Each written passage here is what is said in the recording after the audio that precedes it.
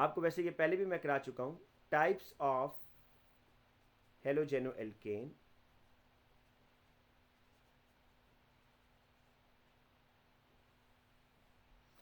बेटा कोई बच्चा बता सकता है कि हेलोजेनो एल्केन की types on the basis of alpha carbon कितने ग्रुप्स में हम डिवाइड करेंगे? जी बेटा, प्राइमरी एक होगा, सेकेंडरी सेकेंडरी।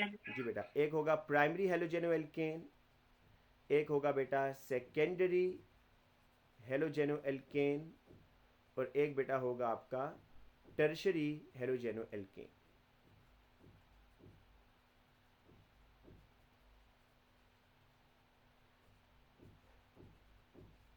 अच्छा बेटा, यहाँ पर आपको मैं एक मॉलिक्यूल दूंगा और फिर आपको ये तीनों आइसोमर्स ड्रॉ करके दिखाता हूँ। हमारे पास बेटा जो मॉलिक्यूल है वो है C4H9Br। ठीक है बेटा, बेसिकली जो हेलोजेनो एल्केन है ना, इसका फार्मूला पता है क्या? जनरल फार्मूला कि आप CnH2n+1 और इसके साथ बेटा आप हेलोजन लगा देते हैं। जो अल्काइल ग्रुप होता है ना बेटा आपके पास, अल्काइल ग्रुप, उसके साथ आपने हेलोजन X लगा देना है। तो ये बेटा एक मॉलिक्यूल है, और अगर वो आपसे कहता है कि इस मॉलिक्यूल से आप प्राइमरी हेलोजेनो एल्केन बनाएं, सेकेंडरी हेलोजेनो एल्केन बनाएं और टर्शरी, तो देखिएगा कैसे बनाएंगे। आपके पास सर बस ये प्राइमरी और ये सेकेंडरी, इनकी डेफिनेशंस क्या थी? आप एक बार बस याद दिला मैं देंगे? बता रहा हूँ बेटा। प्राइमरी हेलोजेनो एल्केन बेटा वो हेलोजेनो एल्केन्स होंगे जिसमें जो अल्फा कार्बन होगा ना, अल्फा कार्बन, वो डायरेक्टली एक कार्बन से कनेक्ट होगा। या बेटा आप ये भी कह सकते हैं कि प्राइमरी हेलोजेनो एल्केन के अंदर जो अल्फा कार्बन होगा, alpha carbon has two hydrogens. याद रख लें कि अल्फा कार्बन के पास दो हाइड्रोजन्स होंगे, और अल्फा कार्बन बेटा कौन सा कार्बन होगा? जो कि डायरेक्टली फंक्शनल ग्रुप के साथ अटैच होता है। ठीक है, इसी तरह बेटा जो सेकेंडरी हेलोजेनो एल्केन होगा, उसमें जो आपका अल्फा कार्बन होगा, alpha carbon has one hydrogen. या आप बेटा ये भी कह सकते हैं कि अल्फा कार्बन डायरेक्टली एक कार्बन से कनेक्ट होगा। और बेटा जो टर्शरी हेलोजेनो एल्केन होगा, उसमें जो अल्फा कार्बन है उसके पास नो हाइड्रोजन, कोई हाइड्रोजन नहीं होगा, बल्कि वो तीन फर्दर कार्बन एटम से कनेक्ट होगा। तो अगर बेटा आपसे वो कहता है कि आप C4H9Br इसका सेकेंडरी, प्राइमरी और टर्शरी हेलोजेनो एल्केन बनाएं, तो देखिएगा कैसे आपने बनाना है बेटा। यह जी C4H9Br। बेटा प्राइमरी हेलोजेनो एल्केन बनाने के लिए ना आप सबसे पहले अल्फा कार्बन ड्रॉ किया करें बेटा। जब भी आपने प्राइमरी सेकेंडरी टर्शरी बनाना हो तो सबसे पहले क्या बनाया करें? Alpha carbon. ये देखिए बेटा, ये ब्रोमीन के साथ जो कार्बन है, दिस इज अल्फा। अब आपको मैंने क्या बताया है बेटा कि अल्फा कार्बन के साथ कितने हाइड्रोजन होंगे? दो। तो आप इसके साथ बेटा दो हाइड्रोजन ड्रॉ कर दें, एक नीचे और एक ऊपर। अब आपको बेटा खुद ही समझ आ जाएगी कि कार्बन के तीन बॉन्ड तो पूरे हो गए, तो जो चौथा बॉन्ड होगा वो डेफिनेटली कार्बन के साथ ही अटैच होगा। तो अब आपकी मर्जी है, चाहे तीनों कार्बन्स को स्ट्रेट में रख लें या तीनों कार्बन के अंदर ब्रांचिंग बनानी है तो वो बना दें। लेकिन ये बेटा आपका प्राइमरी हेलोजेनो एल्केन है। ज़रा देखिएगा कैसे कि इसमें ये जो बेटा आपका फंक्शनल ग्रुप है, इस फंक्शनल ग्रुप के साथ वाला कार्बन होता है अल्फ़ा, और अल्फ़ा कार्बन डायरेक्टली देखें एक कार्बन से कनेक्ट है। या आप कहेंगे कि अल्फ़ा कार्बन के साथ दो हाइड्रोजन है। अच्छा बेटा, मैं इसको ऐसे भी बना सकता हूँ, देखें ये फिर भी प्राइमरी रहेगा। ज़रा देखिएगा आप। सर इस पर पॉजिटिव चार्ज भी शो करेंगे? नहीं बेटा, ये कार्बोकेटाइन थोड़ी है, मैंने तो हेलोजेनो एल्केन बनाया ना अभी। मैं आपको चलो कार्बोकेटाइन का भी बताता हूँ, बहुत बच्चों ने इसमें मिस्टेक की थी। दिस इज़ नॉट कार्बोकेटाइन बेटा। कार्बोकेटाइन के ऊपर चार्ज आएगा ना प्लस का। क्या कहती हैं बेटा? Okay sir. सर और जो कार्बन है उसके चार बॉन्ड्स पूरे हो गए हैं। जी पूरे हो गए ना, इसलिए तो उस पर कोई चार्ज नहीं आएगा। जी। अच्छा बेटा, अब देखें, सम टाइम वो एग्ज़ाम में ऐसे पूछता है और बच्चों से कहता है बताएं जी कि ये प्राइमरी है या सेकेंडरी है। तो बच्चे जो है ना बस ब्रांचेस को देखते हैं, कहते हैं इसमें तो ब्रांच लगी हुई है, सेकेंडरी होगा। नहीं भाई, आपने अल्फ़ा कार्बन को देखना है। ज़रा अल्फ़ा कार्बन देखें, वो कार्बन है जो कि डायरेक्टली हेलोजन के साथ अटैच है। तो बताएं जी कि यहाँ पर जो आपका अल्फ़ा कार्बन है उसके पास कितने हाइड्रोजन है बेटा? दो हाइड्रोजन है या नहीं है? और आप ये भी देख सकते हैं कि अल्फा कार्बन डायरेक्टली कितने कार्बन से कनेक्ट है बेटा? दो कार्बन से कनेक्ट, One. एक कार्बन से कनेक्ट है, दो दो से कनेक्ट है, अल्फा कार्बन बेटा। So one carbon. तो इसलिए ये आपका प्राइमरी हैलोजेनो एल्केन है। तो अगर आपसे वो कहे कि आप प्राइमरी हैलोजेनो एल्केन बनाएं, बेटा आप चाहे ये बना दें या ये बना दें बेटा, ठीक है।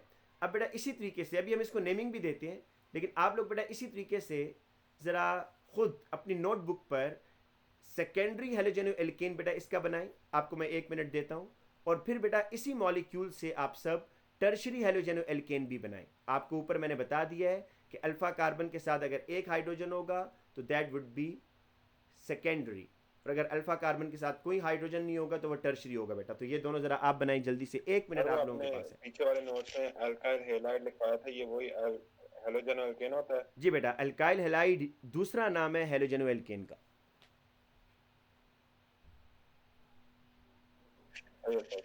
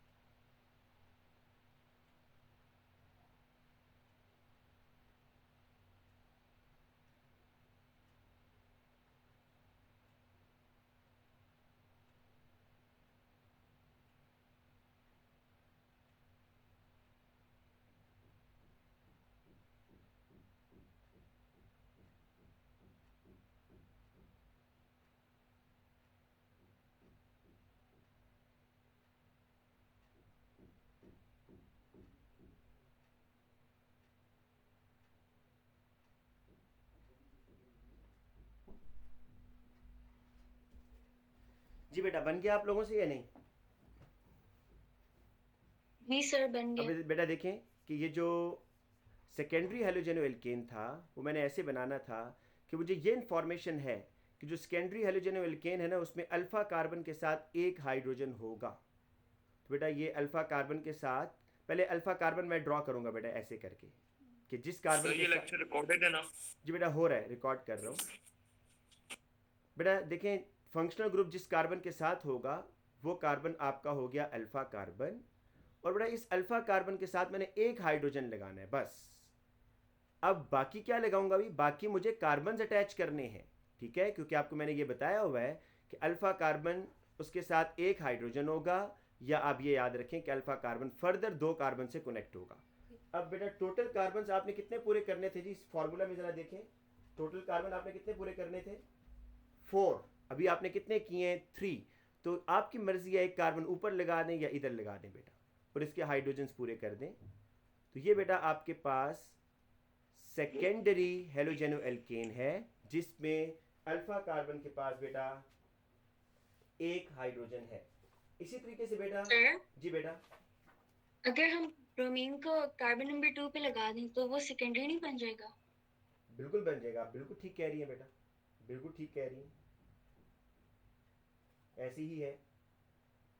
अच्छा बेटा इसके बाद सर अल्फा कार्बन वो होता है ना जिसके साथ कोई हाइड्रोजन अटैच हो?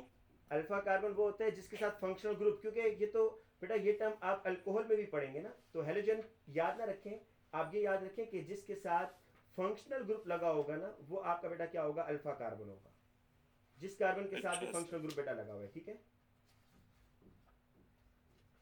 अच्छा बेटा इसके बाद जी अगर हम टर्शरी हैलोजेनो एल्केन की बात करें तो बेटा टर्शरी हैलोजेनो एल्केन में क्या होगा जी? अल्फा कार्बन के साथ कितने हाइड्रोजन होंगे? जी सर बेटा, नहीं होंगे। अल्फा कार्बन के साथ उसमें कोई हाइड्रोजन नहीं है बेटा। तो आपका जो अल्फा कार्बन है, मतलब जिसके साथ फंक्शनल ग्रुप लगा हुआ है ये, उसके साथ हाइड्रोजन कोई नहीं है, तो इसका मतलब आपको सारे कार्बन ही लगाने पड़ेंगे बेटा, ठीक है बेटा। वैसे सर अब मैं हम सर जी बेटा, एक सवाल है मेरा। जी जी जी जी बेटा सर पूछिए। क्लोरोमीथेन में एक क्लोरीन लगा होता है अल्फा कार्बन के साथ और 3 हाइड्रोजन लगे होते हैं, तो वो किस उसको भी टाइप का प्राइमरी, हाइड्रोजन मतलब है? उसको भी जो आप कह रहे हो क्लोरोमीथेन, उसको भी हम प्राइमरी कहते हैं, क्योंकि आपका जो अल्फा कार्बन है वो आगे उसमें तो अब कार्बन ही एक है ना, वो तो फर्दर से कनेक्ट हो नहीं सकता, लेकिन आप उसको जब कैटेगराइज करते हैं तो आप उसको प्राइमरी के अंदर ही रखते हैं बेटा, ठीक है। एक कार्बन वाले जितने भी आपके फंक्शनल ग्रुप हैं वो सारे के सारे प्राइमरी में ही आते हैं। Okay sir. ठीक है बेटा। अच्छा सर इसका पोजिशनल आइसोमर बन सकता है जिस तरह कार्बन इससे पहले वाले का बन रहा था? बेटा बिल्कुल बनेंगे, मैं भी आपको इनकी नेमिंग भी कराता हूँ बेटा कि इसको अपना नाम कैसे देना है, ठीक है।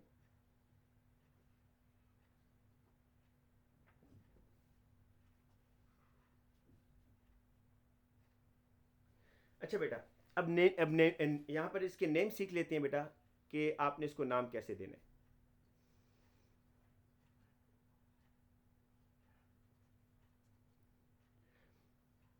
बेटा जो मुजम्मिल आप कह रहे थे ना, एक बात आप कर रहे थे पिछले क्वेश्चन में कि हमने अल्फ़ाबेटिकली ऑर्डर देखना है, तो आप अगर अल्फ़ाबेटिकली ऑर्डर को भी फॉलो करोगे तो आपका नाम ठीक होगा बेटा।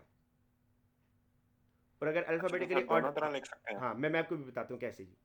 सपोज हम यहाँ पर बेटा पहले इसको नाम देते हैं जी, जो हमारा प्राइमरी हैलोजन एल्केन था। कोई बच्चा बता सकते हैं भाई इसका नाम, इस मॉलिक्यूल का नाम क्या होगा? ब्रोमोब्यूटेन। क्या, कौन सा ब्यूटेन बेटा? ब्रोमोब्यूटेन। हाँ बेटा, अगर मैं इसको ब्रोमोब्यूटेन वन कहूँगा, ब्रोमोब्यूटेन सर। हाँ ब्रोमोब्यूटेन कहूँगा तो ये कन्फ्यूजन रहेगी कि ब्रोमीन कार्बन 1 पर है, 2 पर है, किस पर है, तो आपको बताना है 1 ब्रोमोब्यूटेन। ठीक है बेटा। सर लेकिन आपने कहा नहीं था जब 1 पे होता है तो 1 लिखना जरूरी It's नहीं है। 12 बेटा वो o'clock. उस सूरत में, बेटा वो उस सूरत में कि जहाँ पर देखें आपके पास 2 ही कार्बन है, राइट। अब जब 2 ही कार्बन होंगे ना, तो यहाँ तो मैं जब इसका नाम लिखूंगा मैं लिखूंगा ब्रोमो इथेन। उसकी रीज़न बेटा ये है कि ब्रोमीन आप जिस मर्जी कार्बन पर रख दें, या इस कार्बन पर या इस कार्बन पर अटैच करें, तो वो 1 पर ही रहेगा। लेकिन यहाँ तो बेटा आपके पास ऑप्शन नहीं है क्या कि मैं अगर इस ब्रोमीन को सेकंड कार्बन के साथ अटैच करता हूँ तो क्या 1 ब्रोमो ही रहेगा या वो 2 ब्रोमो हो जाएगा? 2 ब्रोमो। तो बेटा जहाँ पर 2 कार्बन हो ना, 2 कार्बन, तो वहाँ पर आपको ब्रोमीन की पोजीशन नहीं बतानी। देखें मैं सपोज इस ब्रोमीन की पोजीशन चेंज करता हूँ, अब मैं इसको इस कार्बन के साथ लगा देता हूँ जी, ये नहीं जो लेफ्ट साइड पर है। क्या नाम देंगे बेटा इसको आप? ब्रोमोइथेन। 2 ब्रोमो। कि हर सूरत में ये कार्बन 1 ही होगा ना, हर सूरत में ये कार्बन 1 है, तो इसलिए 1 यहाँ पर बताना लाजमी नहीं है। लेकिन जब बेटा आपकी कार्बन चेन 2 से ज़्यादा की हो जाए, 3 कार्बन की हो जाए, तो फिर वहाँ पर आपको ब्रोमीन की पोजीशन लाजमी बतानी होगी। अच्छा बेटा, इसी तरीके से अब दूसरे मॉलिक्यूल की तरफ चलते हैं जो कि सेकेंडरी हैलोजेनोएल्केन है। बेटा इसके अंदर आप longest continuous carbon chain select करें विच हैज़ फंक्शनल ग्रुप। बेटा अक्सर बच्चे ये चेन सिलेक्ट कर लेते हैं जी, बस ये चेन ठीक है बेटा, ये चेन ठीक होगी। देखें चेन भी होगा। और नहीं सर, वो ऊपर वाला जो हाँ। मिथाइल ग्रुप है उसको बेटा भी देखें, वो वाला कार्बन भी बिल्कुल आप ऐड बेटा करें। देखें, कभी भी चेन आपने दरमियान से सिलेक्ट नहीं करनी। ये इस तरह सिलेक्ट करने का मतलब है कि आपने देखें दरमियान से सिलेक्ट किया, ऊपर वाले ही आपने या ऊपर कॉर्नर से सिलेक्ट करेंगे या यहाँ से, तो इस कार्बन को भी इसका हिस्सा बनाएंगे बेटा। This is your longest continuous chain. बेटा ये आपकी चेन है, लॉन्गेस्ट चेन, ठीक है। अब आपने इसको नाम देना है तो बेटा काउंटिंग वहाँ से करें जहाँ से ब्रोमीन जल्दी आए। बेटा कहाँ से जल्दी आ रहा है ब्रोमीन? टॉप से या बेटा ये लेफ्ट साइड से? टॉप से। 1 2 3 4, तो इसका नाम हो जाएगा बेटा 2 ब्रोमो ब्यूटेन। बेटा इसी तरीके से अब मुजम्मिल जो आप बात कर रहे थे ना, अब उस पर आते हैं। जो मुजम्मिल ने बेटा लास्ट टाइम बताया कि आप अगर यहाँ पर लॉन्गेस्ट चेन सिलेक्ट करें तो बेटा ये लॉन्गेस्ट चेन है या नहीं है, मुझे बताइएगा ज़रा। This is the longest chain, ठीक है। इसके अंदर फंक्शनल ग्रुप भी आ रहा है। अब बेटा यहाँ पर आपके पास मिथाइल भी है, ब्रोमो भी है, तो आप बेटा अब काउंटिंग तो पहले वहाँ से करें जहाँ से ब्रोमीन जल्दी आएगा। ब्रांच को ना देखिएगा ब्रोमीन, क्योंकि ज़ाहिर बात है एक कार्बन के साथ कनेक्ट है तो जहाँ मर्जी से कर लें 1 2 3। अब बेटा इसको लिखना कैसे है? अगर तो आप लिखते हैं यहाँ पर 2 मिथाइल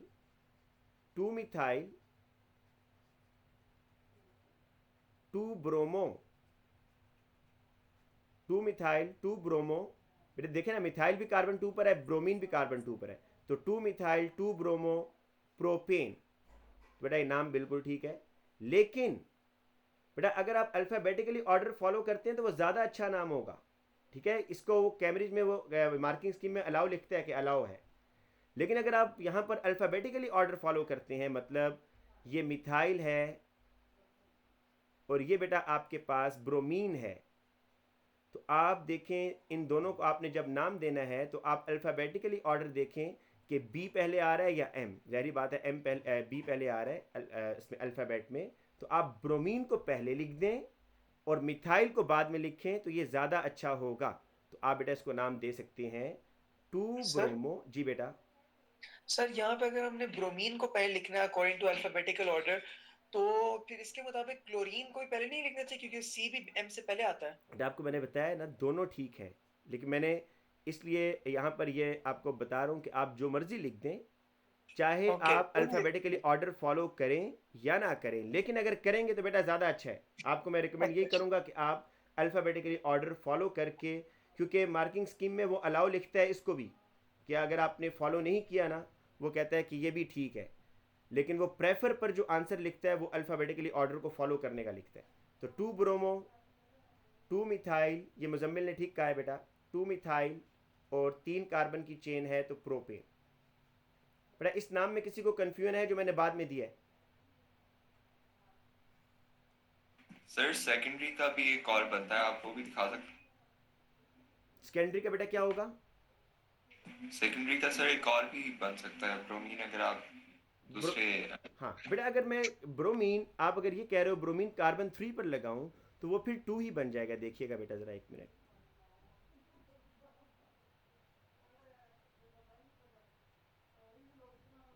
ये देखिएगा बेटा, ये फिर आपका 2 ब्रोमो ही बनेगा। चेक करो बेटा नाम ज़रा। हाँ जी बेटा,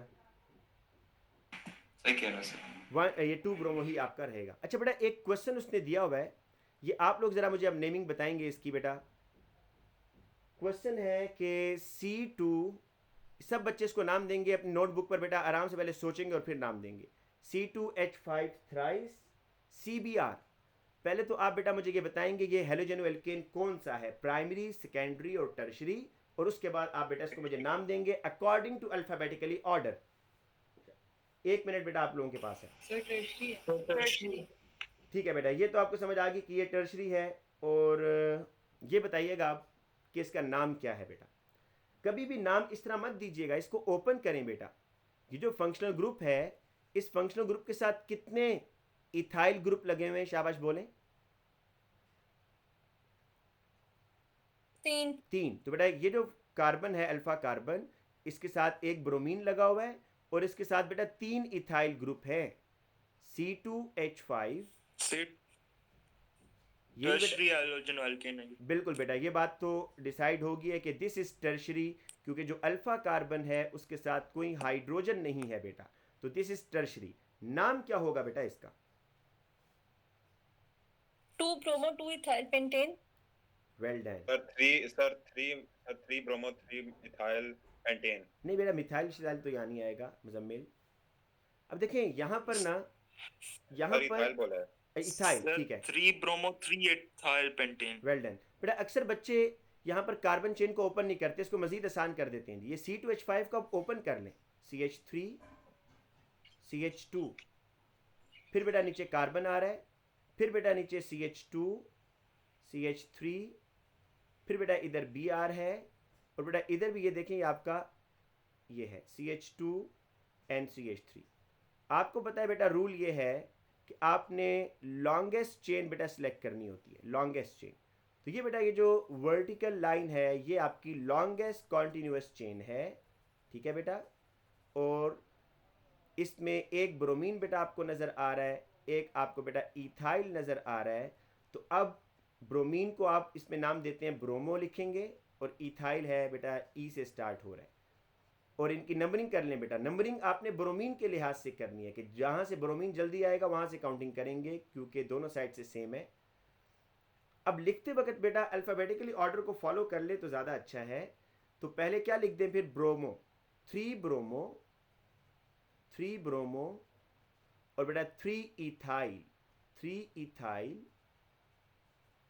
ठीक है बेटा। और 5 कार्बन आ रहे हैं तो पेंटेन। बेटा किसी को इस नाम में प्रॉब्लम है तो मुझसे डिस्कस कर ले, वरना मैं आगे सर हमें हमेशा वहीं से शुरू करना होगा जहाँ ब्रोमीन करीब आए, चाहे इथाइल ग्रुप दूर हो जाए उसकी वजह से। बिल्कुल बेटा, देखें आपने जब हम अल्केन का नोमेनक्लेचर पढ़ रहे थे ना बेटा, अल्केन का, तो अल्केन में तो बेटा मसला ये था कि अल्केन के अंदर फंक्शनल ग्रुप कोई नहीं था, है ना। तो जिस वजह से हम फिर ये कहते थे फंक्शनल ग्रुप तो है नहीं, तो चले काउंटिंग वहाँ से करें जहाँ से ब्रांच जल्दी आ रही है। लेकिन जिन कंपाउंड्स के अंदर फंक्शनल ग्रुप होता है तो उसमें आप फंक्शनल ग्रुप को प्रेफर करते हैं, ब्रांच को प्रेफर, अल्काइल चेन को प्रेफर नहीं करते बेटा। तो अब देखें bromine is the functional group, तो आपने ब्रोमीन को प्रेफर करना है काउंटिंग के लिए, अल्काइल चेन को प्रेफर नहीं करना। ठीक है बेटा? ठीक है सर। अच्छा बेटा, अब आते हैं हम थोड़ा सा इसकी रिएक्टिविटी के ऊपर। बेटा हेलोजेंस की जो रिएक्टिविटी है, reactivity of halogeno alkene,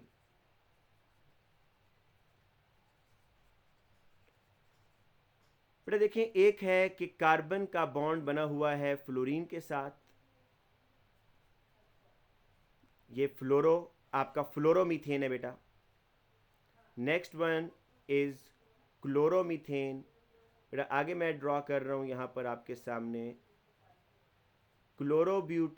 bromomethane, और बेटा लास्ट है आयोडोमीथेन। बेटा नेमिंग ऐसी होगी ना, ज़रा मुझे बताएं। Fluoromethane, chloromethane, bromomethane and आयोडोमीथेन। बेटा मेरा आपसे क्वेश्चन ये है कि इसमें से सबसे ज़्यादा रिएक्टिव कौन है बेटा? क्या फ्लोरोइथेन इज द मोस्ट रिएक्टिव, या अच्छा पहले रिएक्टिविटी से पहले भी ये बताएं बेटा, रिएक्टिविटी से पहले ये बताएं कि ये सारे पोलर हैं या नॉन पोलर कंपाउंड्स हैं बेटा? Non polar. सारे पोलर हैं सर, लेकिन पोलर है सर हाँ बेटा, दीज आर दी पोलर, क्योंकि देखिए फ्लोरीन जो है ना ये इलेक्ट्रोनेगेटिव है, तो ये कार्बन के इलेक्ट्रॉन्स को अपनी तरफ बेटा अट्रैक्ट करेगा, जिसकी वजह से ये slightly negative, carbon is slightly positive. Chlorine भी बेटा कार्बन के इलेक्ट्रॉन को अपनी तरफ ड्रैग करेगा, लेकिन इतना ज़्यादा नहीं जितना फ्लोरीन ने किया है, but still this bond is polar. बेटा ब्रोमीन भी कार्बन के इलेक्ट्रॉन्स को ड्रैग करेगा अपनी तरफ, स्लाइटली नेगेटिव, स्लाइटली पॉजिटिव, और इसी तरीके से आयोडीन भी ड्रैग करेगा लेकिन बहुत कम। तो ये बात तो क्लियर होगी है कि ये सारे जो कंपाउंड्स हैं ये पोलर हैं, ठीक है। इनमें पार्शियल पॉजिटिव पार्शियल नेगेटिव आपको चार्जेस नज़र आ रहे हैं, लेकिन मेरा क्वेश्चन बेटा ये है कि आप सोचें कि इसमें सबसे ज़्यादा रिएक्टिव कौन है। बेटा चले मैं थोड़ा सा आयोडीन सर। आयोडीन, मैं आपको चले थोड़ा सा हिंट देता हूँ। बेटा इस बॉन्ड को तोड़ने के लिए, इसको ब्रेक करने के लिए आपको जो एनर्जी चाहिए ना बेटा, वो 467 किलो जाउल्स एनर्जी चाहिए एक मोल बॉन्ड ब्रेक करने के लिए। बेटा इस बॉन्ड को ब्रेक करने के लिए जो आपको बेटा एनर्जी चाहिए वो तकरीबन 346 किलो जाउल्स एनर्जी चाहिए बेटा, ठीक है, एक मोल बॉन्ड ब्रेक करने के लिए। तो बेटा इस बॉन्ड को ब्रेक करने के लिए आपको जो एनर्जी चाहिए बेटा वो 290 किलो जाउल्स एनर्जी चाहिए पर मोल। और इसी तरीके से बेटा इस बॉन्ड को ब्रेक करने के लिए आपको जो एनर्जी चाहिए वो कितनी है, 228। अब यहां पर आपको बेटा क्या नजर आ रहा है, सबसे ज्यादा एनर्जी किस बॉन्ड को ब्रेक करने के लिए चाहिए? सर पोलर बॉन्ड्स को ब्रेक करने के लिए ज्यादा इससे चाहिए। ये रिजल्ट तो निकल गया ना बेटा कि ये स्ट्रॉन्गर बॉन्ड है, लेकिन रीजन आप लोग बताएंगे कि why carbon fluorine bond is the stronger, और बेटा क्यों कार्बन आयोडीन बॉन्ड जो है ये वीकेस्ट बॉन्ड है, कार्बन आयोडीन। बहुत आसान सी रीजन है बेटा, थोड़ा सा सोचें समझ आ जाएगा। सर क्योंकि इलेक्ट्रोनेगेटिविटी डिफरेंस ज्यादा है फ्लोरीन और कार्बन का। कम है, ज्यादा तो नहीं सर है। वो सबसे ज्यादा रिएक्टिव है, इसलिए उसका सबसे ज्यादा स्ट्रॉन्गेस्ट बॉन्ड होगा कार्बन के साथ। अच्छा चलें बेटा, आप लोग जो आंसर दे रहे हैं वो आधे आधे आंसर ठीक है, सारे ठीक नहीं है, मतलब आधी बात ठीक है आप लोगों की। तो आपको बड़ा सिंपल सा आंसर अभी आपको मिल जाएगा बेटा। ये देखें, ये कार्बन है बेटा आपके पास, ये ग्रीन कलर से मैं शो कर रहा हूँ, and this is the fluorine. ये बेटा इनके बॉन्डिंग इलेक्ट्रॉन्स हैं। सर कार्बन फ्लोरीन बॉन्ड ज्यादा स्टेबल है, इस वजह से ज्यादा एनर्जी रिक्वायर्ड है। कार्बन क्यों ज़्यादा स्टेबल है, मैं यही तो क्वेश्चन है, क्यों ऐसा क्यों है भाई? क्लोरीन की इलेक्ट्रोनेगेटिविटी ज्यादा है। क्लोरीन की इलेक्ट्रोनेगेटिविटी ज़्यादा है, डिस्टेंस कम है।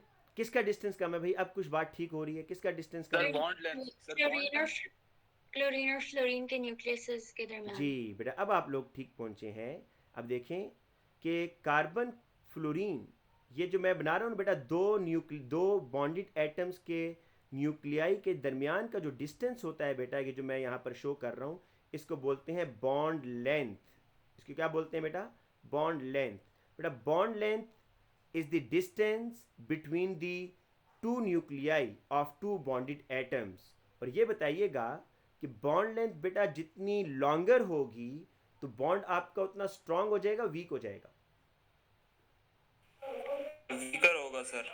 जी बेटा, आपकी बॉन्ड लेंथ जितनी ज़्यादा होगी बॉन्ड उतना वीक हो जाएगा। तो बेटा देखें, फ्लोरीन के पास 2 शेल हैं, फ्लोरीन का साइज स्मॉल है इसलिए बॉन्ड लेंथ छोटी है इसकी। क्लोरीन के पास 3 शेल हैं तो बेटा इसका जो बॉन्ड लेंथ है बड़ा हो जाए, बॉन्ड लेंथ इसकी थोड़ी सी लॉन्गर है। ब्रोमीन के पास 4। अब मैं ज़रा आयोडीन का आपको बनाकर बताता हूँ बेटा कि आयोडीन के पास 5 शेल है। Due to the bigger size of iodine बेटा होगा ये कि आयोडीन और कार्बन के न्यूक्लियाई के दरमियान डिस्टेंस बहुत ज़्यादा बढ़ जाएगा, जिसकी वजह से इसको ब्रेक करना आसान हो जाएगा, मुश्किल हो जाएगा बेटा? बताएं शाबाश। कार्बन आयोडीन बॉन्ड को आसान हो जाएगा सर। यस बेटा। तो आपने रीज़न ये बतानी है कि वीकेस्ट बॉन्ड है due to the longer bond length. बेटा अगर मैं ये पूछूं कि कार्बन आयोडीन बॉन्ड लेंथ क्यों लॉन्गर है तो क्या बताएंगे आप? सर एटॉमिक साइज बड़ा सर। आयोडीन का एटॉमिक साइज बड़ा है। बिल्कुल बेटा, आयोडीन का एटॉमिक साइज बड़ा है जिसकी वजह से बेटा जो बॉन्ड लेंथ है वो बढ़ गई है और आसानी से कार्बन आयोडीन बॉन्ड ब्रेक होगा। और कार्बन फ्लोरीन बॉन्ड क्यों बेटा स्ट्रॉन्गर है तो क्या बताएंगे? क्योंकि इसकी बॉन्ड लेंथ स्मॉल है बेटा। बॉन्ड लेंथ स्मॉल होने की वजह से ये आसानी से नहीं टूटता, इसके लिए आपको बहुत ज़्यादा एनर्जी देनी पड़ती है तब ये बॉन्ड टूटेगा बेटा। तो रिएक्टिविटी सीरीज में बेटा फिर सबसे ज़्यादा रिएक्टिव कौन हुआ, जिसका स्ट्रॉन्गर बॉन्ड है या वीकर बॉन्ड है बेटा?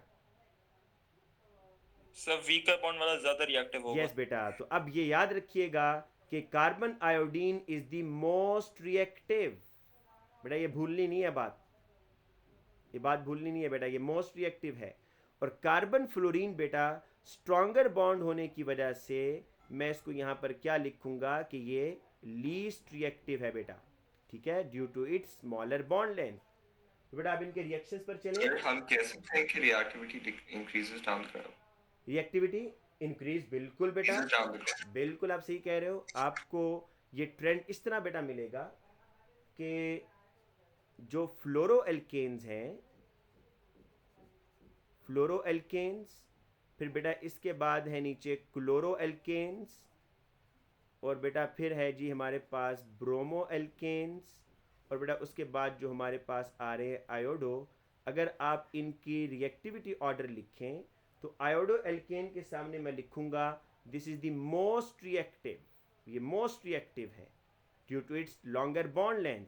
इसके सामने लिखूंगा कि ये क्या है बेटा, लीस्ट रिएक्टिव है। और यहाँ से आप डाउनवर्ड एरो कर दें कि रिएक्टिविटी जो है हेलोजन एल्केन की डाउन द ग्रुप इंक्रीज होती है। बेटा ये लिख लें कि reactivity of halogen alkane increases down the group. अक्सर बच्चों के जहन में ये होता है बॉन्ड लेंथ बढ़ने से वीक कैसे हो जाता है बॉन्ड? बेटा देखिए ना, अब बॉन्ड लेंथ जब बढ़ रही है तो जो बॉन्डिंग इलेक्ट्रॉन्स हैं ये वाले बेटा, इन पर होल्ड कम हो जाएगा या ज़्यादा हो जाएगा? जैसे जैसे डिस्टेंस बढ़ेगा तो इन बॉन्डिंग इलेक्ट्रॉन्स पर बेटा होल्ड न्यूक्लियस का ज़्यादा हो जाएगा, कम हो जाएगा? कम होगा सर। जब होल्ड इन इलेक्ट्रॉन्स पर कम हो जाएगा तो इसको तोड़ना आसान होगा। लेकिन अगर दो बेटा एटम्स दोनों ही बड़े स्मॉल साइज के हैं और दोनों न्यूक्लियस का होल्ड इन इलेक्ट्रॉन पर बहुत अच्छे तरीके से है तो इसको तोड़ना फिर मुश्किल हो जाता है बेटा, ठीक है? सर पिछला पेज दिखा दो। अच्छा बेटा एक मिनट सिर्फ, ये बेटा ठीक है सर। अच्छा बेटा अब हम आते हैं इनके रिएक्शंस के ऊपर। बेटा आपसे मैंने कहा है, अच्छा मैं मंडे को बेटा आप लोगों का एक काम चेक करूंगा, वो ये कि हर बच्चे के बेटा एटलीस्ट 2 टाइम्स बेटा आपने 2 दफ़ा, एक तो मुझे फ्री रेडिकल सब्स्टिट्यूशन रिएक्शन का मैकेनिज्म बेटा, एक वो जो रिंग वाला मैंने क्वेश्चन दिया था वो मैंने बेटा आपके नोटबुक पर देखना है, और एक बेटा दूसरा जो लॉन्गर चेन आप इथेन के साथ फ्री रेडिकल सब्स्टिट्यूशन रिएक्शन का मैकेनिज्म वो, और दूसरा बेटा मैकेनिज्म आपने electrophilic addition reaction of alkene, एक सिमेट्रिकल अल्कीन के साथ करना है, एक अनसिमेट्रिकल अल्कीन के साथ करना है बेटा।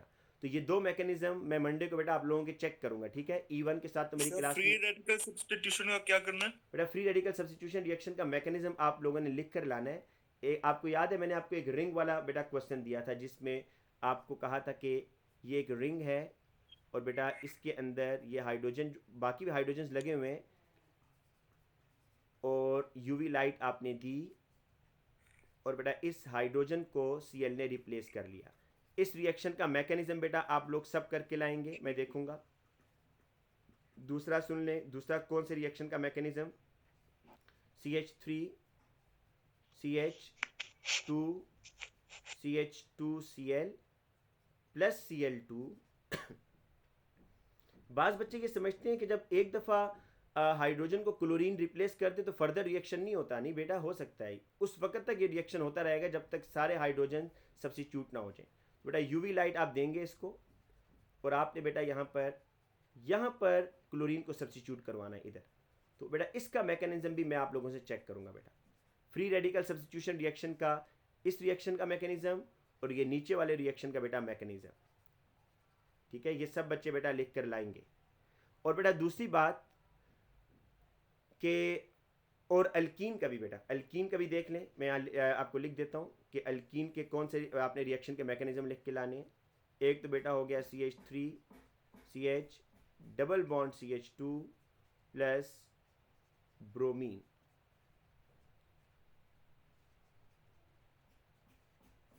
बेटा इसका मैकेनिज्म आप लोग करके लाएंगे, बस 3 काफ़ी हैं बेटा।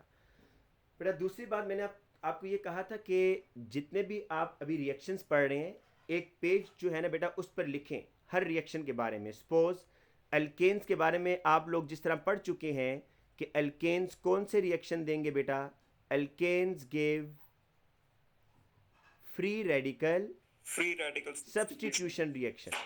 अब बेटा आपको जहां पर जी बेटा क्या सर आप पिछले पेज दिखाएंगे? सर जरा पिछले पेज पे पहला क्वेश्चन ले जाए। ये बेटा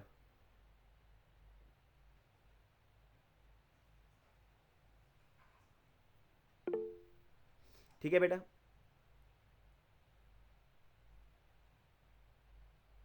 जी सर ठीक है। अच्छा बेटा मैं आपको ये कह रहा था कि आपके पास ना सर हमें दोनों टाइप्स के रिएक्शन के दो मैकेनिज्म लिख के हमने। जी बेटा जी। अब बेटा मैं आपसे ये कह रहा था कि आपको ये नॉलेज होना चाहिए कि अल्केन्स आप जहाँ पर भी देखें ना तो आप समझ जाएं कि ये फ्री रेडिकल सब्स्टिट्यूशन रिएक्शन ही देगा। देखें आपको ना वो सम टाइम कन्फ्यूज करेगा इस तरीके से, ज़रा गौर से मेरी बात गौर से सुनिएगा अभी, ये बड़ी इंपॉर्टेंट बात मैं बताने लगा हूँ। इस तरह करेगा Cl2 UV light CH2Cl CH2OH plus HCl। बेटा ज़रा बताएं इस रिएक्शन में क्या होगा, ज़रा गौर से देखें और बताएं कि किस एटम ने किसको रिप्लेस किया है।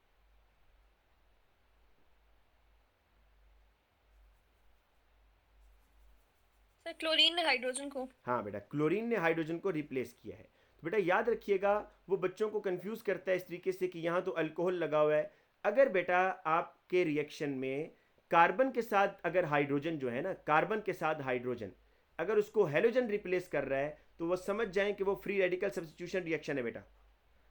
ऐसा हाइड्रोजन, मेरी बात गौर से सुनिएगा, ऐसा हाइड्रोजन जो कि कार्बन के साथ कनेक्ट है और उसको किसने रिप्लेस कर दिया, किसी हेलोजन ने, in the presence of UV light, तो उस रिएक्शन का नाम हमेशा क्या होगा, फ्री रेडिकल सब्स्टिट्यूशन रिएक्शन। तो बेटा एक चीज़ आप याद कर लें कि फ्री रेडिकल सब्स्टिट्यूशन रिएक्शन आप कब कहेंगे, जब भी कोई ऐसा हाइड्रोजन जो कि कार्बन के साथ कनेक्ट है उसको अगर हेलोजन रिप्लेस कर दे। बेटा दूसरा आप लोगों ने कौन सा रिएक्शन पढ़ा है अभी, अल्कीन्स के बारे में पढ़ा है बेटा। अल्कीन्स कौन से रिएक्शन देते हैं बताएं शाबाश। Alkenes electrophilic electrophilic addition yes बेटा, रिएक्शन। इलेक्ट्रोफिलिक एडिशन रिएक्शन, ठीक है। ऑक्सीडेशन भी बेटा देते हैं, लेकिन जो इनकी खासियत है, जो उनकी प्रॉपर्टी, जो इनका यूनिक फीचर है, वो ये है कि ये इलेक्ट्रोफिलिक एडिशन रिएक्शन बेटा देते हैं। आज बेटा हम एक तीसरा फंक्शनल ग्रुप पढ़ने जा रहे हैं, और उस तीसरे फंक्शनल ग्रुप का बेटा जो नाम है वो है हेलोजेनोएल्केन। और हेलोजेनोएल्केन बेटा कौन से रिएक्शन देते हैं, ये भी बेटा आप उसी पेज के ऊपर जहां पर आपने ये दो स्टेटमेंट लिखी हुई हैं कि alkanes give free radical substitution reaction, alkenes give electrophilic addition reaction, उसी के नीचे बेटा आप लिखेंगे कि halogenoalkanes give nucleophilic substitution reaction. Sir आपने कल टेस्ट में एक रिएक्शन दिया था एल्कीन का जी बेटा, किसके साथ? H2O के साथ। जी जी बेटा, सर वो किस लेक्चर में आप बता सकते हैं? रिकॉर्डेड है? बिल्कुल बेटा, मैं आपको इस क्लास के बाद बता दूंगा। आप मुझे व्हाट्सएप कीजिएगा, मैं आपको बता दूंगा, ठीक है। ठीक है। अच्छा बेटा, एक तो है कि हेलोजेनोएल्केन्स जो है ना, आपको न्यूक्लियोफिलिक सब्स्टिट्यूशन रिएक्शन देते हैं, ये हम सीखेंगे बेटा। और हेलोजेनोएल्केन एक और टाइप के रिएक्शन भी बेटा देते हैं, ये भी लिख लीजिएगा। हेलोजेनोएल्केन्स also give elimination reaction। बेटा अब यहां पर बड़ी इंपॉर्टेंट चीज ये है कि आपको ये भी सीखना है कि हेलोजेनोएल्केन कब न्यूक्लियोफिलिक सब्स्टिट्यूशन रिएक्शन देंगे, कब एलिमिनेशन रिएक्शन देंगे। तो ये सारी चीज़ें बेटा मैं आपको बताऊंगा कि आपने कैसे आइडेंटिफाई करना है कि अब न्यूक्लियोफिलिक है, अब एलिमिनेशन है। तो सबसे पहले बेटा हम स्टार्ट करते हैं न्यूक्लियोफिलिक सब्स्टिट्यूशन रिएक्शन से, ठीक है बेटा। तो न्यूक्लियोफिलिक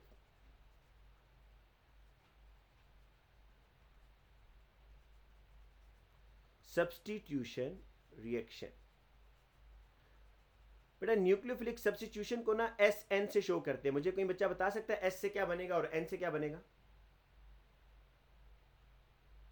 S से सर सब्स्टिट्यूशन, N का मतलब न्यूक्लियोफिलिक। यस, तो बेटा ये भी एक क्वेश्चन आपके टॉपिकल में आया हुआ है।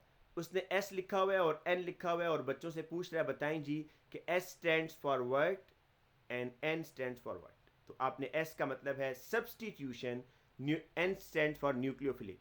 बेटा इस रिएक्शन के भी एक एग्जांपल देखते हैं ताकि आपको समझ आए कि न्यूक्लियोफिलिक सब्स्टिट्यूशन रिएक्शन होता क्या है बेटा। तो हम बेटा इसमें जो रिएक्शन करने जा रहे हैं वो है बेटा मेरे पास ब्रोमोइथेन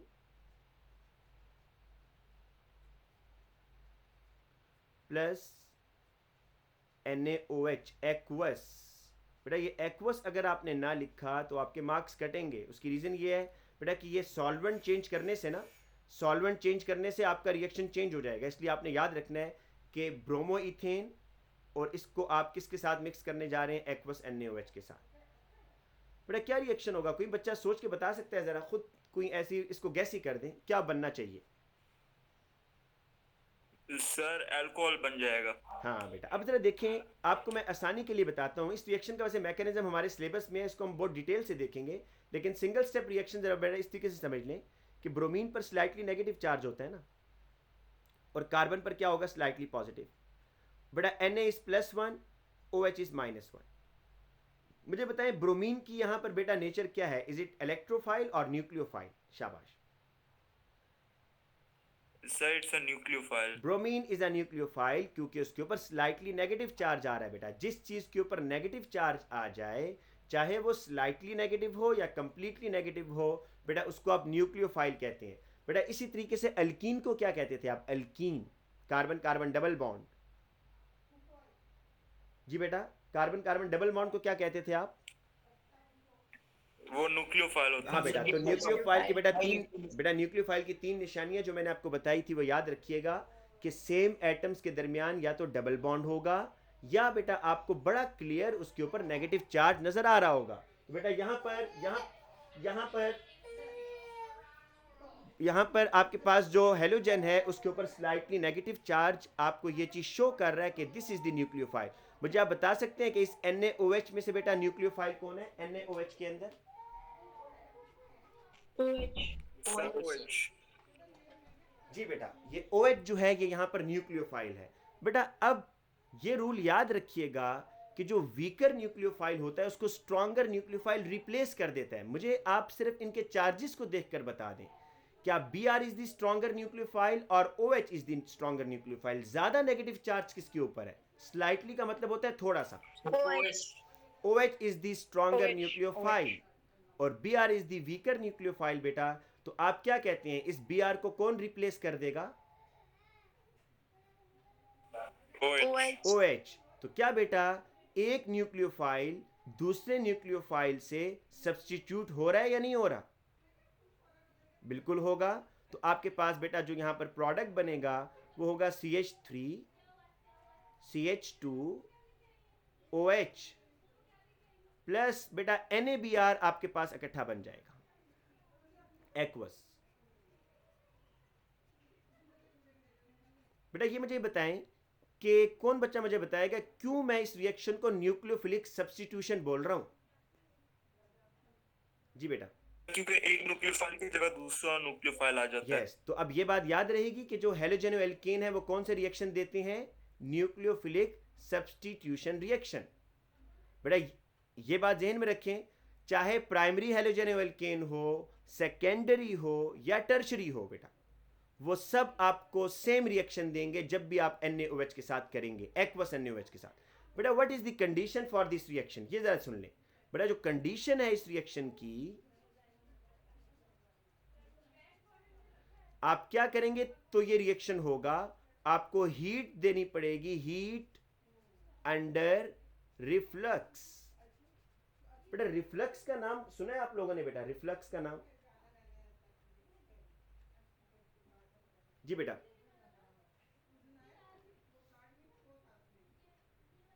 सर सुना बहुत है लेकिन पता नहीं है अच्छा ये नहीं पता क्या होता है। चलिए बेटा मैं आपको पहले रिफ्लक्स का मतलब समझाता हूं। आपने ये जो रिएक्शन करना है ये खुद ब खुद नहीं होगा बेटा, रूम टेम्परेचर पर नहीं होगा, आपको हीट देनी पड़ेगी लेकिन अंडर रिफ्लक्स। तो अब रिफ्लक्स को बेटा समझ लेते हैं। बेटा मुझे ये बताएं कि अगर मैं इसको सिंपल हीट लिखता हूं, अभी 1 मिनट के लिए मैं इसको रिफ्लक्स को यहां से काटता हूं। जी बेटा कंफर्म नहीं है, शायद डिस्टिलेशन टाइप एक जिस तरह करते हैं उस तरह का एक apparatus होता है उसमें। आप ठीक कह रहे हो, लेकिन वो डिस्टिलेशन बस यहाँ पर वर्टिकल पोजीशन पे होगा। अभी मैं आपको वो जो कंडेंसर है, कंडेंसर बेटा मैं आपको बताता हूँ। अभी यहाँ पर सपोज करते हैं जी आप इस कंपाउंड को हीट करते हैं जी, ये लें आप इसको अंडर रिफ्लक्स नहीं, आप इसको ऐसी जनरली हीट कर रहे हैं। तो क्या नुकसान होगा बेटा हीट करने से? क्या आपके जो यहाँ पर प्रोडक्ट है और जो आपका रिएक्टेंट है, आपको पता है कि बेटा ये जो ऑर्गेनिक कंपाउंड होते हैं ये वोलाटाइल होते हैं, तो अगर हीट करेंगे तो क्या ये एवोपरेट नहीं हो जाएंगे बेटा? जी सर। हो जाएगा सर। तो अच्छा, तो आपके जहन में आ रहा होगा कि भाई ऊपर से फिर आप इस बीकर या फ्लास्क को ऊपर से बंद कर दें फिर हीट कर लें। तो क्या फ्लास्क को ऊपर से बंद करके हीट कर सकते हैं बेटा? मिक्स नहीं हो जाएंगे बेटा मिक्स तो होंगे, जहरी बात है। आप तो इकट्ठा ही रिएक्शन कर रहे हैं ना, वो तो बाद में सेपरेशन हो जाएगी। वो सेपरेशन तो प्रॉब्लम नहीं है केमिस्ट के लिए, वो फ्रैक्शनल डिस्टिलेशन से इनको सेपरेट कर लेगा।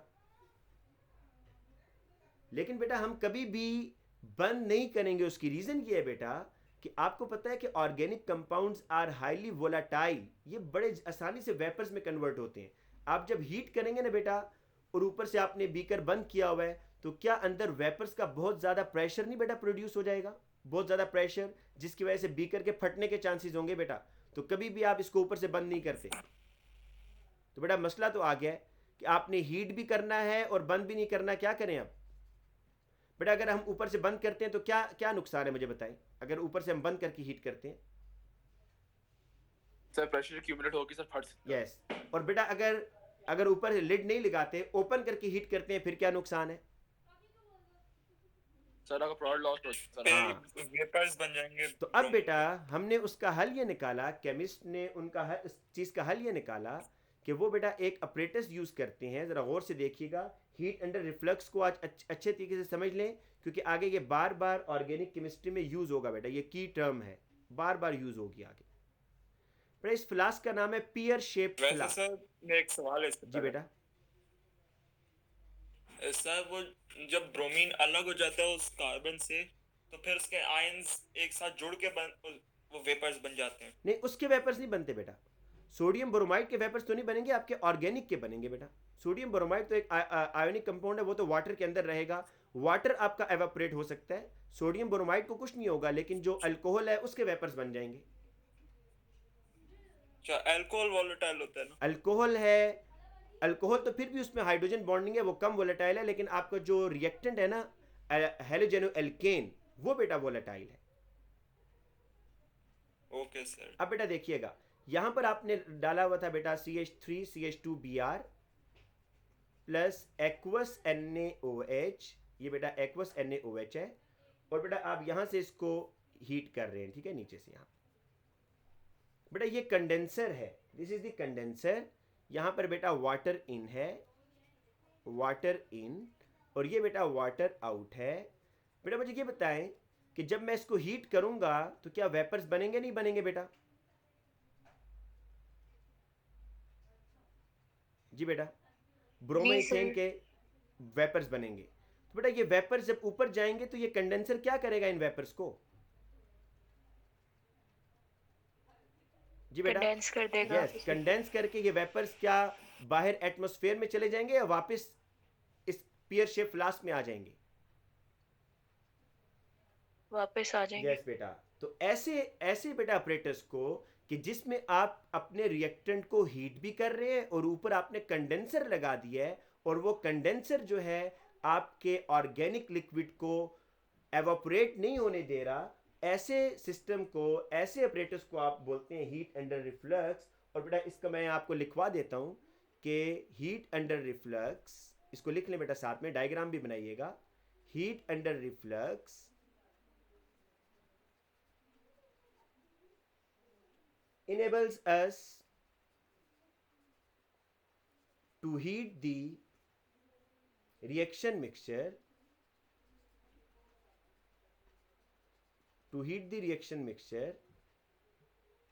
without evaporating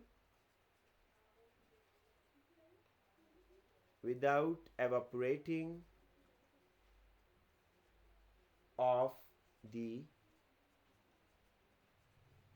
volatile organic compound. बेटा ये पूछता नहीं आपसे, डेफिनेशन कभी नहीं पूछता इसकी कि बताएं जी what is heat under reflux, लेकिन आपको कॉन्सेप्ट पता होना चाहिए कि हीट अंडर रिफ्लक्स का कॉन्सेप्ट ये है कि आपने जब अपने ऑर्गेनिक कंपाउंड को हीट करना होता है बेटा, तो आप उसको जब भी हीट करते हैं तो ऊपर से बंद नहीं कर सकते वरना प्रेशर बिल्ड हो जाएगा, अगर ओपन छोड़ेंगे तो वो सारा एवापोरेट हो जाएगा। तो आप वर्टिकल कंडेंसर लगाते हैं, बस ये याद रखिएगा, जो आपका कंडेंसर होता है वो क्या होता है, वर्टिकल पोजीशन पर होता है बेटा। ये जो वर्टिकल कंडेंसर है ये क्या करता है कि जो आपके वेपर्स बन रहे हैं उनको दोबारा कंडेंस करके बेटा लिक्विड स्टेट में भेज देता है, और आप कॉन्टिन्यूसली रिएक्शन को हीट भी किए जा रहे हैं और आपका रिएक्टेंट ज़ाया भी नहीं हो रहा बेटा। ये बात समझ आ गई सबको बेटा हीट अंडर रिफ्लक्स की? जी सर। अच्छा बेटा, अब हम सर इसका यानी मुझे ये समझ में आ रहा है कि इसका यानी मेन इसका पर्पस, इसका फायदा है क्या, यानी ये आप दोबारा बता सकते हैं? किसका फायदा बेटा? ये इस रिफ्लक्स कंटेनर में फायदा है क्या, और ये क्या मतलब है ये वोलेटाइल ऑर्गेनिक कंपाउंड, यानी इसको, यानी इसका मेन पर्पस यही होता था कि वोलेटाइल ऑर्गेनिक कंपाउंड है उसको हम लूज ना करें। हाँ बेटा, बेसिकली ना देखो, organic reactions are very slow. Organic reactions के लिए आपको हमेशा हीटिंग चाहिए होती है। आपने कभी एसिड बेस्ड रिएक्शन को हीट किया है बेटा? एसिड बेस्ड रिएक्शन करवाने के लिए नहीं, वो रूम टेम्परेचर पर हो जाते हैं। लेकिन बेटा ऑर्गेनिक रिएक्शन स्लो होते हैं, उसकी रीज़न है, यहाँ पर आपको बताऊंगा तो आपका टाइम वेस्ट होगा। क्यों स्लो होते हैं वो अलग रीज़न है, लेकिन ये याद रखो कि organic reactions are very slow, उनको हीट देना पड़ता है बेटा। कॉन्टिन्यूसली आप हीट देंगे तो रिएक्शन होगा, अगर हीट जो ही आप देना बंद कर देंगे रिएक्शन स्टॉप हो जाएगा। तो मुसलसल हीट आपने देनी है। तो बेटा अगर मुसलसल हीट देनी है, बीकर आपकी ऊपर से ओपन है, तो आपको तो सारा ऑर्गेनिक कंपाउंड एवापोरेट हो जाएगा। तो उस एवापोरेशन से बचने के लिए हमने यहाँ पर कंडेंसर लगा दिया कि वेपर्स तो बनेंगे लेकिन ऊपर कंडेंसर उन वेपर्स को दोबारा भेज रहा है। तो बेटा ये फ़ायदा कम है कि आपका रिएक्शन भी हो गया और आपका प्रोडक्ट और रिएक्टेंट ज़ाया भी नहीं हुआ। ओके सर, तो मेनली यानी सेपरेशन तरह की टेक्निक है ना? सेपरेशन नहीं है बेटा, सेपरेशन नहीं है। देखें, सेपरेशन करनी होती तो मैं इस कंडेंसर को हॉरिजेंटल लगा देता, फिर सेपरेशन हो जानी थी। लेकिन ये तो अच्छा। आपके वेपर्स को एक ही पियर शेप फ्लास्क में भेज रहा है। ब्रोमोइथेन भी बेटा यहीं पर आ रहा है, अल्कोहल भी यहीं पर आ रहा है। सेपरेशन इससे नहीं हो रही, सिर्फ ये रिफ्लक्स आपके वेपर्स को कंडेंस कर रहा है बस, नॉट सेपरेशन। उसके साथ मिक्स नहीं करना बेटा इसको, ठीक है? प्रोडक्ट बना रहा है और आपके यानी फिर कंडेंस करके आपको सारा वोलेटाइल ऑर्गेनिक कंपाउंड है वो मिल रहा है। बिल्कुल मिल रहा है, जल्दी से। दोबारा मिल रहा है, ज़ाया नहीं हो रहा। अच्छा बेटा, इसी रिएक्शन को CH3, सर जी बेटा, इसकी सर वही एक कंडीशन थी जो हीट एंड रिफ्लक्स थी, जी बेटा, एक ही कंडीशन है बेटा ये, बस एक ही जी कंडीशन बेटा है। एक ही कंडीशन है। Okay sir. बेटा ये जो मैंने रिएक्शन लिखा है ना, अब मैं इसी रिएक्शन को, क्योंकि वो एग्जाम में इसको आयोनिक फॉर्म में लिखता है, तो मैं आपसे पूछना चाहता हूँ, आप में से किसी को बेटा आयोनिक फॉर्म लिखनी आती है? अगर मैं इसको आयनिक फॉर्म में लिखूंगा तो कैसे लिखूंगा? इसी इक्वेशन को मैंने आयनिक इक्वेशन लिखनी है बेटा। हाँ जी बेटा, यहाँ अब क्या होगा आपको पता है कि सोडियम आयन और सोडियम आयन बेटा क्या ये कैंसिल आउट हो जाएंगे? जी सर। तो बेटा आपको एग्जाम में वो ऐसे भी पूछ सकता है, OH एक्वस, CH3 CH2OH, और बेटा सर ये लोन का बनाना जरूरी है इसका? बेटा लोन पेयर मैकेनिज्म के अंदर मस्ट होता है, यहाँ इक्वेशन के अंदर मस्ट नहीं होता बेटा, मैकेनिज्म के अंदर मस्ट है। मैंने ऐसी बना दिया है, लेकिन जब मैकेनिज्म लिखेंगे तब अगर आपने ड्रॉ ना किया तो मार्क्स कटेंगे। जो आपका बेटा इस तरह के रिएक्शन होते हैं ना, सिंगल स्टेप रिएक्शन, उसके अंदर कोई करली एरो वगैरह नहीं डालना, लेकिन जहां पर आयन बन रहा है कंप्लीट नेगेटिव, वो चार्ज डालना बेटा लाजमी होगा आपके लिए। और कंडीशन बेटा आप लोगों ने हर रिएक्शन की याद रखनी है, तो ये कंडीशन बेटा याद रहेगी, हीट अंडर रिफ्लक्स।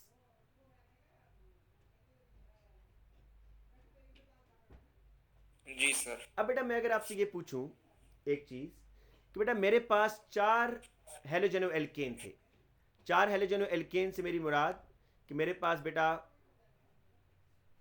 फ्लोरोइथेन था, फ्लोरोइथेन जो कि लेबॉर्ट्री में नहीं होता बेटा, आपको बताया कि जो फ्लोरीन है इसका कंपाउंड आपको लेबॉर्ट्री में नहीं मिलेंगे, क्योंकि लेबॉर्ट्री के अंदर आप जितने भी टेस्ट करते हैं वो टेस्ट ट्यूब में या बीकर में करते हैं, जो कि गिलास की बनी होती है। और जो फ्लोरीन है बेटा ये गिलास के साथ रिएक्शन कर जाता है, गिलास के अंदर जो सिलिका होता है उसके साथ रिएक्शन कर जाता है, तो लेबॉर्ट्री में आपको फ्लोरीन के कंपाउंड नहीं मिलते इसी रीज़न की वजह से।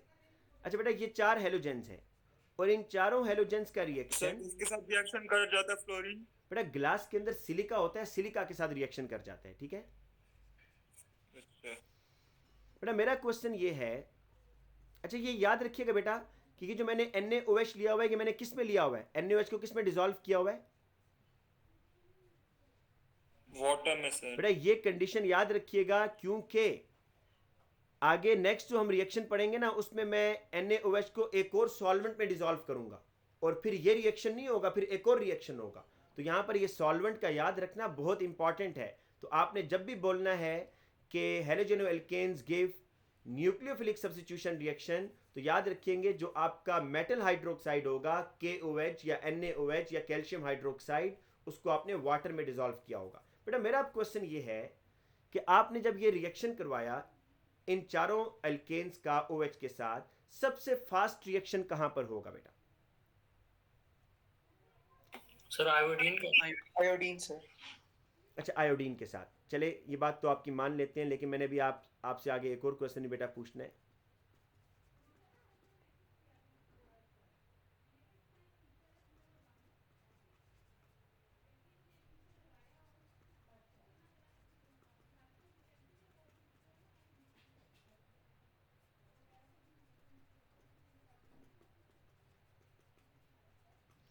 अच्छा बेटा आप कह रहे हैं कि यहाँ पर रिएक्शन बहुत फास्ट है, आपकी बात तो ये ठीक है, यहाँ पर रिएक्शन स्लो होगा, और ये रीज़न मैं बता चुका हूँ, due to the smaller bond length, due to the longer bond length. बेटा लेकिन आप कोई मुझे देखें यहाँ पर ये जितनी भी चीज़ें बन रही हैं ना ये कलरलेस है बेटा, ये कलरलेस सोल्यूशन है बेटा सारे।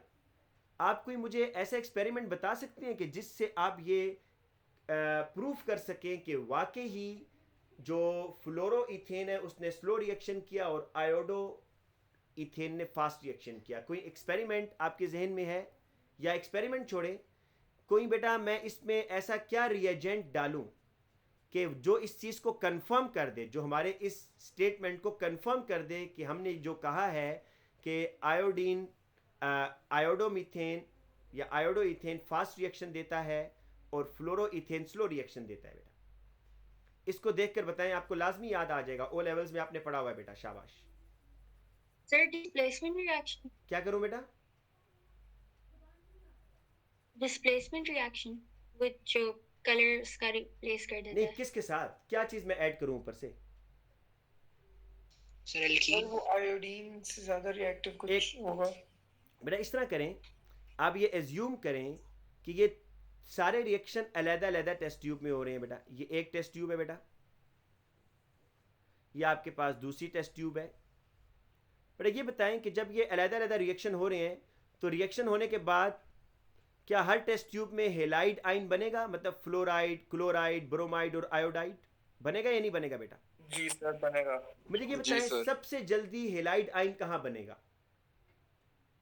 आयोडीन वाले में। हाँ ठीक है। अब बेटा अगर मैं आपसे ये कहूं कि आप 2-2 ड्रॉप्स हर टेस्ट ट्यूब के अंदर शुरू में ही सिल्वर नाइट्रेट के डाल दीजिएगा, AgNO3 के,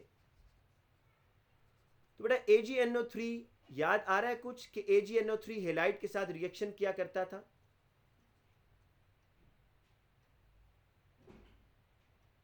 बेटा याद आ रहा है ये बात कि AgNO3 जो है सर वो येलो प्रेसिपिटेट्स वाइट जी बिल्कुल बेटा, AgNO3 हेलाइड नाइट्रेट को डिस्प्लेस कर देता है। हाँ बेटा, मतलब ये होगा कि एक टेस्ट ट्यूब में क्लोराइड है बेटा, दूसरी टेस्ट ट्यूब के अंदर आपके पास सपोज ब्रोमाइड है बेटा, तीसरी टेस्ट ट्यूब के अंदर आयोडाइड है।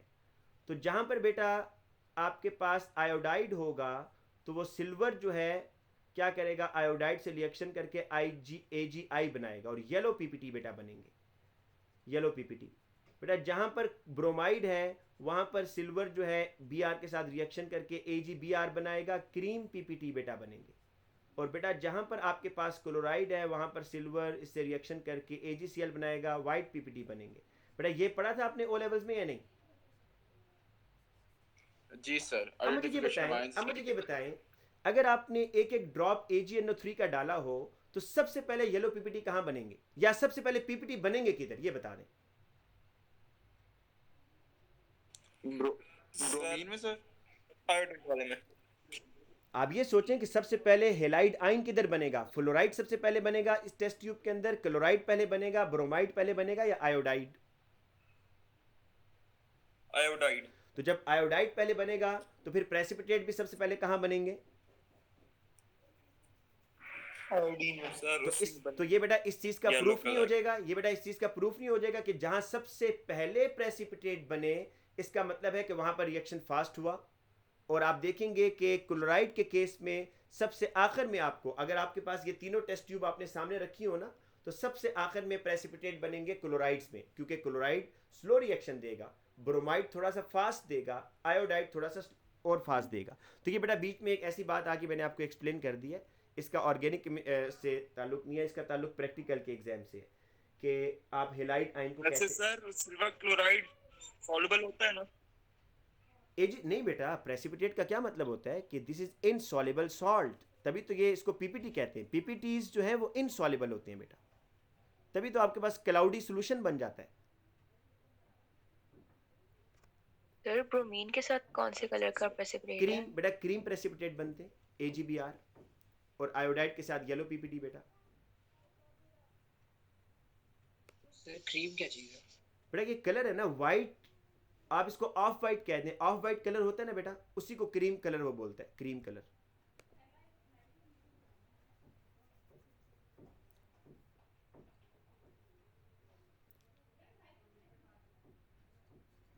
सर ये क्लास कब तक चलेगी? बस बेटा 10 मिनट और है। बेटा अभी तक हमने एक रिएक्शन पढ़ा है, हमने सिर्फ एक रिएक्शन पढ़ा है, न्यूक्लियोफिलिक सब्स्टिट्यूशन रिएक्शन। और मैं इसको बेटा अब यहाँ पर पहला रिएक्शन बेटा हमने ये पढ़ा है कि अगर आपके पास हेलोजेनो एल्केन हो और आप बेटा उसके अंदर एक्वस NaOH डाल दें एक्वस NaOH, ये मैं एक्वस यहाँ पर इसलिए लिख रहा हूँ ताकि आपके माइंड में बेटा बैठ जाए कि दिस इज एक्वस NaOH। वैसे उमूमन सॉल्वेंट को नीचे लिखा जाता है, और आप बेटा इसको हीट अंडर रिफ्लक्स करेंगे, हीट अंडर रिफ्लक्स, तो बेटा आपके पास क्या चीज़ बनेगी, CH3 CH2OH प्लस NaBr। ये बेटा हमने अभी रिएक्शन पढ़ा। सेकेंड रिएक्शन पर बेटा आ जाए। अगर आपके पास बेटा हेलोजेनो एल्केन हो और मैं इसको बेटा सिंपल वाटर से रिएक्शन करवाऊं, तो कोई बच्चा अब बता सकता है बेटा अब क्या रिएक्शन होगा? शाबाश।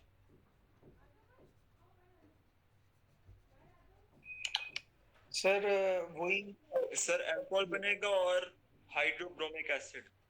जी बेटा बिल्कुल ठीक है बेटा। सर देखिएगा बेटा, देखिएगा this is slightly negative, slightly positive, H is slightly positive, OH is slightly negative. बेटा यहाँ पर भी आपको मैंने देखिए हेलोजेनो एल्केन की नेचर बता दी है। हेलोजेनो एल्केन की नेचर की है कि इट गिव्स न्यूक्लियोफिलिक सब्स्टिट्यूशन, कि ये अपना न्यूक्लियोफाइल दूसरे के न्यूक्लियोफाइल से रिप्लेस कर देगा। तो बेटा यहाँ पर जो वाटर के अंदर OH है वो इस Br को आकर रिप्लेस कर देगा, और अगेन आपके पास अल्कोहल बन जाएगा बेटा, अल्कोहल और साथ में HBr। बेटा इस रिएक्शन का देखें, एक तो नाम मैंने ऊपर लिखा हुआ है न्यूक्लियोफिलिक सब्स्टिट्यूशन रिएक्शन, लेकिन इस रिएक्शन का बेटा एक और नाम भी मैं इसको दे सकता हूं, and this reaction is called hydrolysis. बेटा इस रिएक्शन 2 को मैं हाइड्रोलिसिस कह रहा हूं। कौन एक्सप्लेन करेगा कि हाइड्रोलिसिस मैंने इसको क्यों कहा है भाई? Sir because water was used to break down this organic. बिल्कुल बेटा, लाइसिस कहते हैं ब्रेक डाउन, लाइसिस मीन बेटा break down, hydro mean with the help of water. तो आप देख सकते हैं कि मैंने इस रिएक्शन में इस हेलोजेनो एल्केन को बेटा ब्रेक डाउन किया है with the help of water, इसलिए बेटा इसको क्या कहेंगे, हेलोजेनो एल्केन। ठीक है बेटा। तो बेटा याद रखिएगा दो रिएक्शन अभी हम पढ़ चुके हैं, एक हेलोजेनो एल्केन का रिएक्शन एक्वस NaOH के साथ, और दूसरा बेटा हेलोजेनो एल्केन का रिएक्शन वाटर के साथ। लास्ट रिएक्शन बेटा, बस लास्ट रिएक्शन आज का, और बेटा वो रिएक्शन है बेटा, इसको मैं इसका नया पेज कर दूं बेटा।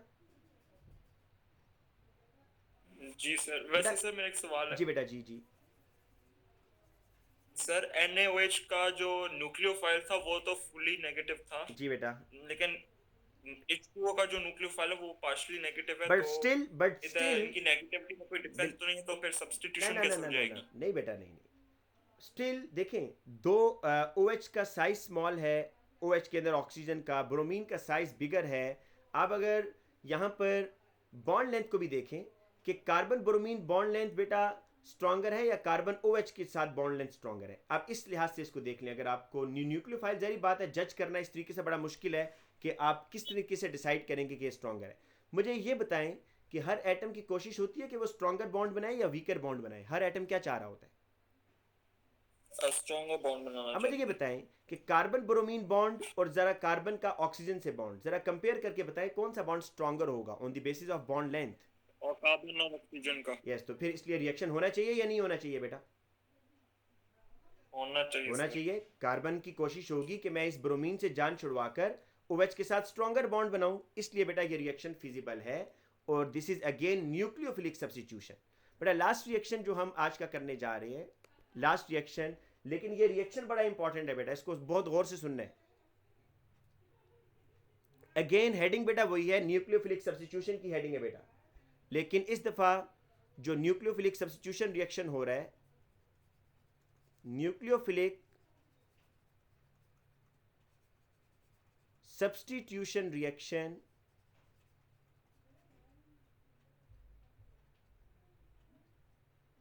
with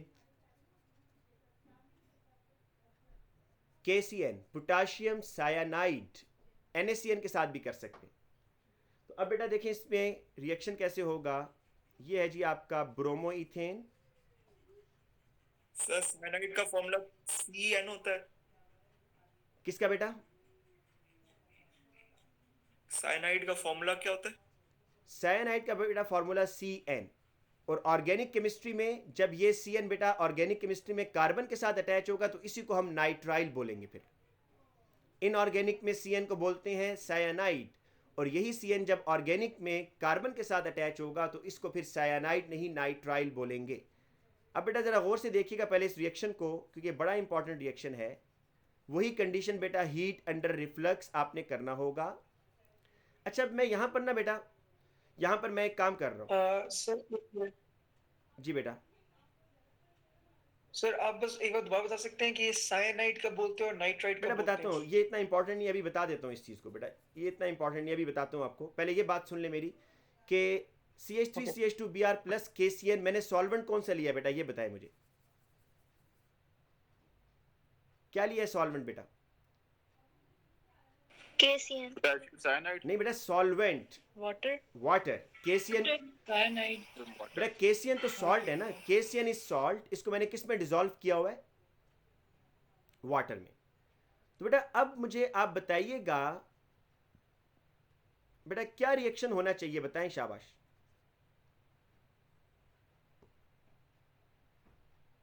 बेटा क्या रिएक्शन होना चाहिए? साइनाइड Br को रिप्लेस कर देगा और बिल्कुल, KBr साइनाइड जो है, आप जो कह रहे हैं कि साइनाइड Br को रिप्लेस करेगा, लेकिन मैं इसके साथ बेटा एक और प्रोडक्ट भी बनाऊंगा जो कि आपके लिए बड़ा सरप्राइजिंग होगा। देखिएगा जरा, CH3 CH2 CN, याद रखिएगा कार्बन नाइट्रोजन के दरमियान ट्रिपल बॉन्ड, अगर किसी को इसमें कंफ्यूजन है तो मैं ट्रिपल बॉन्ड बना देता हूँ। ये C ट्रिपल बॉन्ड N ऐसे है। लेकिन बेटा मैं एक और प्रोडक्ट भी बना रहा हूँ, एक तो KBr बनेगा, लेकिन साथ में मुझे कोई बच्चा एक्सप्लेन करे कि ये मैंने कैसे बनाया दिया जी। ये भी बन रहा है भाई, इस प्रोडक्ट को कौन एक्सप्लेन करेगा? सर वाटर, सर हाइब्रिडाइजेशन से, क्योंकि रिएक्शन जो है वाटर के अंडर हुआ है तो उसकी वजह से वाटर के मॉलिक्यूल्स होंगे, वो भी ब्रेक और हाइब्रिडाइजेशन होगी यहाँ पे इस वजह से। हाइब्रिडाइजेशन कहाँ से आ गई बेटा? हाइब्रिडाइजेशन ही सर ये हाइब्रिडाइजेशन ही हो रही है ना, उसको ब्रेक डाउन करके हाइड्रोलिसिस, हाइड्रोलिसिस, हाइड्रोलिसिस। हाइड्रोलिसिस, हाँ सॉरी हाइड्रोलिसिस। अच्छा बेटा देखें, ये जुहेब ठीक कह रहा है कि देखिए अगर मैं KCN वाटर में लेता हूँ ना, मैंने इसलिए इससे पहले बेटा आपको वाटर के साथ रिएक्शन करवाया था। वाटर के साथ रिएक्शन करवाने की यही रीज़न थी ताकि आपको पता हो कि हेलोजेनोएल्केन्स जो हैं वाटर उसको हाइड्रोलाइज कर देते हैं और क्या बना देते हैं बेटा, अल्कोहल बना देते हैं। लेकिन बेटा अगर आप KCN को एक्वस KCN लेते हैं तो क्या होगा बेटा, एक तो इस Br को CN रिप्लेस करेगा और दूसरा चांस ये होगा कि इस Br को वाटर का OH भी रिप्लेस करेगा। तो बेटा आपके पास क्या बनेगा, एक प्रोडक्ट बनेगा या मिक्सचर ऑफ प्रोडक्ट बनेगा? मिक्सचर बनेगा सर। लेकिन बेटा हम तो ये नहीं चाहते, क्योंकि अगर हम अल्कोहल चाहते होते तो हम डायरेक्ट वाटर से करवा देते ना। तो इसलिए इस रिएक्शन को अब हमने ऐसे नहीं करना। जब भी बेटा KCN के साथ रिएक्शन करना है तो आप जो सॉल्वेंट लेंगे बेटा वो एथानॉल लेंगे। सॉल्वेंट क्या लेंगे? एथानॉल, वाटर नहीं लेंगे। क्योंकि अगर आप ये प्रोडक्ट चाहते हैं, आप ज़रा देखिएगा CH3, बस ये लास्ट रिएक्शन है बेटा, इसके बाद क्लास ख़त्म करते हैं। CH2Br प्लस KCN, और बेटा ये मैंने लिखा है एथानॉल, और हीट अंडर रिफ्लक्स। अब बेटा मुझे ये बताएं कि ये बात ध्यान में रखिएगा कि वाटर के अंदर जो OH है ना वो तो ब्रोमीन को रिप्लेस कर सकता है, एथानॉल नहीं कर सकता। ये बात बस आपने याद कर लेनी है, ठीक है? तो अब बेटा यहाँ पर ये सॉल्वेंट इंटरफेयर नहीं करेगा। जिस तरीके से इंटरफेरेंस की थी वाटर ने ऊपर वाले रिएक्शन में, एथानॉल इंटरफेयर नहीं करेगा। तो अब सिर्फ और सिर्फ आपके पास क्या बनेगा, ये जो Br है इसको CN रिप्लेस कर लेगा बेटा। तो इसका नाम होगा, इसका क्या बनेगा product, CH3 CH2 C triple bond N plus KBr। बस अब नाम इसका सुनकर बेटा क्लास ख़त्म कर देते हैं। इसका नाम क्या होगा बेटा? ये तो है आपका ब्रोमो इथेन।